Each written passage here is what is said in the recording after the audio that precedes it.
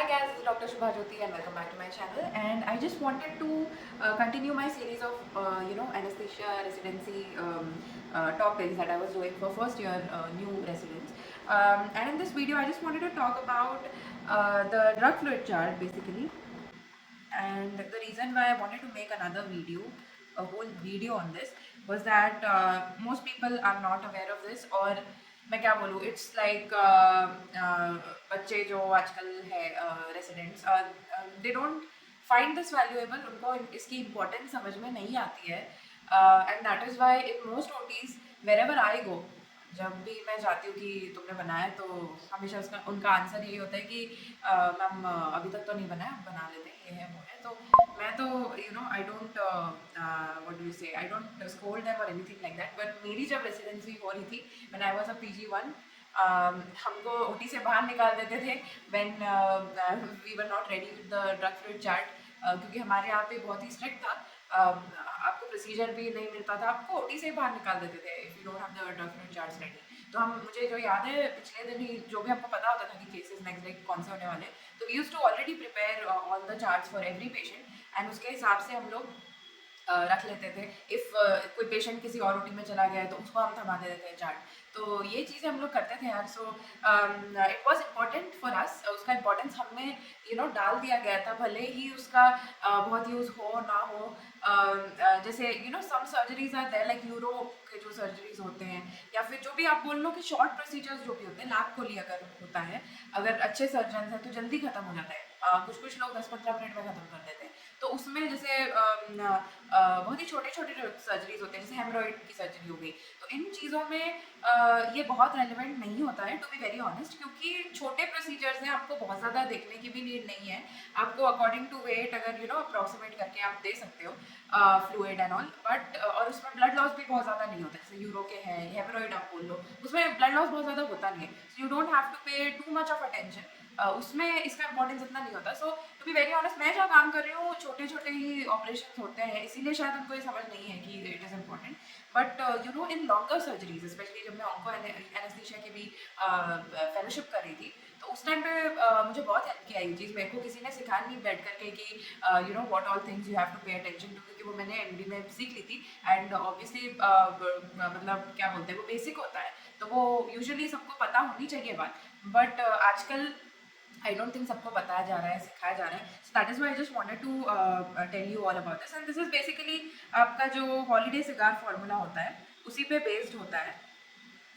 And I think बहुत लोगों को ये पता भी है, बहुत लोग बना भी लेते हैं. Like some people, some of my juniors make the chart, but मतलब they are not aware about the fact कि इसको अपडेटेड रखना है. ठीक है, इसकी ये इम्पॉर्टेंट है, ये चीज़ उनको पता नहीं है. So some of you might already know कि इसको कैसे करना है. So let me take an example of like a 50 kgs person. तो इसका जो है हम लोग ऐसे करेंगे कि 4 इंटू फर्स्ट 10 kgs होता है, सो दैट कम्स आउट 40. और 4 के बाद आता है 2 into 10, that is the next 10 kgs. ठीक है, दैट इज 20. और जितना बचता है, जैसे आपका 50 हो गया, तो हमने पहला 10 यहाँ कंसिडर कर लिया है, दूसरा 10 यहाँ कंसिडर कर लिया है, तो इसमें से बचेंगे 50 माइनस 20 इज 30, राइट. तो इसका 1 इंटू 30 होता है and that is equal to 30, right? So this comes out to be 40 plus 20 plus 30 comes out to be 90. So this 90 ml is supposed to be your maintenance. इसको हम M लिखते थे, and this is basically your maintenance of the amount of fluid that should be going to the patient. ठीक है, इसके बाद हम लोग कैलकुलेट करते हैं कि डेफिसिट क्या होगा पेशेंट का. So when it comes to the deficit, it is equal to the maintenance multiplied by the number of hours the patient is MDing. ठीक है, तो यूजुअली ये जो 90 है ये हमने यहाँ से निकाल लिया है. एंड जो NBM के जो आवर्स होते हैं वो हमें यहाँ पे लिखने हैं. So that obviously you have to find out from the patient. Usually जो 8 आवर्स का लिया जाता है, 8 आवर्स यूजुअली पेशेंट का NPO होता है, तो taking that 9 8 are 72 and so that comes out to be your deficit in total. ठीक है, अब जो है इसके बाद हम क्या काम करते थे was ऐसे एक टेबल बनाते थे. सो वी हैव मेंटेनेंस, ठीक है, maintenance, deficit, urine output, total fluid required, total fluid given, and हाँ, एक ब्लड लॉस का भी एक कॉलम हम डाल देते थे बीच में. उसको मैंने यहाँ कर दिया है। सो ये हमारा पैरामीटर्स होते थे एंड इस तरफ हम बस लिखते थे। सो this is gonna be first hour. Okay, हम टाइम ही लिखते थे, जैसे अगर 8 बजे पे हमने केस लिया है तो 8 to 9, ठीक है। उसके बाद second hour that is 9 to 10 and then your third hour which is from 10 to 11, ऐसे मतलब चलता था। So that is why I am telling you कि जो लॉन्गर सर्जरीज हैं उसमें ये ज़्यादा वैलिड है, उसमें ज़्यादा यूजफुल है, which is why if wherever you are working, अगर लॉन्गर सर्जरीज नहीं हो रही होंगी तो आपको इसकी वैल्यू समझ में भी नहीं आएगी। क्योंकि मुझे भी जब मैं ऑन्को के केसेस कराती थी तब मुझे रियलाइज भी हुआ कि भाई ये तो बहुत ही काम की चीज़ इन्होंने मुझे सिखा दी। Otherwise you will not have a very good idea as to कितना आपको फ्लूइड देना है, कितना क्या करना है। और इससे ना एक चीज़ और होती है, let me just tell you first कि कैसे क्या करना है। सो मेंटेनेंस हमने देख लिया कि 90, विच मीन्स कि एवरी आवर आपका जो मेंटेनेंस है उतना अमाउंट एवरी आवर जाना चाहिए, which is 90 in our example that we have taken. जो डेफिसिट है वो था हमारा 720। तो इसको जो है बेसिकली आपको फर्स्ट आवर और सेकेंड आवर में डिवाइड करना है। तो इसको हम लोग हाफ कर देते हैं, क्या आ जाएगा 2 3 6, तो इतना हमको देना है in the first hour and उतना ही हमको देना है इन द सेकेंड आवर। और जब थर्ड आवर आता है तो उसमें हम इसका भी हाफ ले लेते हैं। So that comes out to 2 1s are 2, 2 8s are 16 and this. So ये इस तरीके से डिवाइड होता है basically. Your deficit you have to divide it into hour basis. तो फर्स्ट आवर में हम इस डेफिसिट का हाफ ले लेते हैं, सेकेंड आवर में इसका हाफ ले लेते हैं and in the third hour we are further halving it. Okay, so that is how you take the fluid requirements. तो ये सब जो है ये आपके रिक्वायरमेंट में ऐड होगा। अब यूरिन आउटपुट भी आप देखोगे, ठीक है। So this is something you have to check the uro bag, ठीक है। यूरिन आउटपुट आपको देखने के लिए you have to keep checking the uro bag and उसके बेसिस पे आपको मिलेगा। जैसे आप लेट्स से फर्स्ट आवर में आपको 50 आया, ठीक है, सेकेंड आवर में 100 आया, ओके। तो वैसे वैसे जैसे अब यहाँ अगेन 50 आया, तो ऐसे आपको एवरी आवर नोट रखना है इस चीज़ का। मैं ये इसीलिए स्ट्रेस कर रही हूँ कि आपको नहीं याद रहता है। मैं भी इनिशियली जब रेसिडेंट थी मेरे को नहीं याद रहता था कि यार I have to check the urine output, I have to check how much fluid to be given, how much fluid I have given, ये सब नहीं याद रहता। Which is why this table is really useful for specially for first year residents. और आपको as an anaesthesiologist you should know this. Definitely as you become more experience आपको एक idea खुद से लग जाता है कि कैसे क्या करना है, but initially this is a very important practice to keep in mind.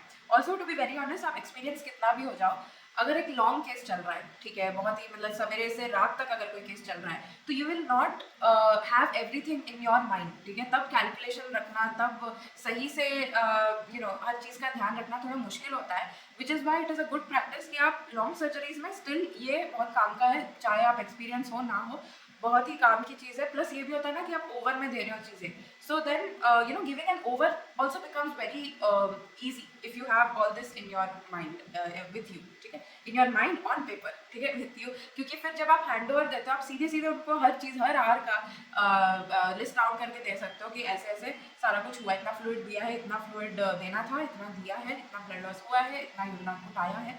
So everything on your finger tips, so there is nothing to worry about. अगर कोई सीनियर भी आपसे आकर के ओवर ले लेता है तो आप घबराओगे नहीं, which is why this is a really good practice. So this is how you basically calculate जो आपका ये टोटल फ्लूइड रिक्वायर्ड है, इसमें आपका maintenance plus deficit plus urine output आता है, ठीक है।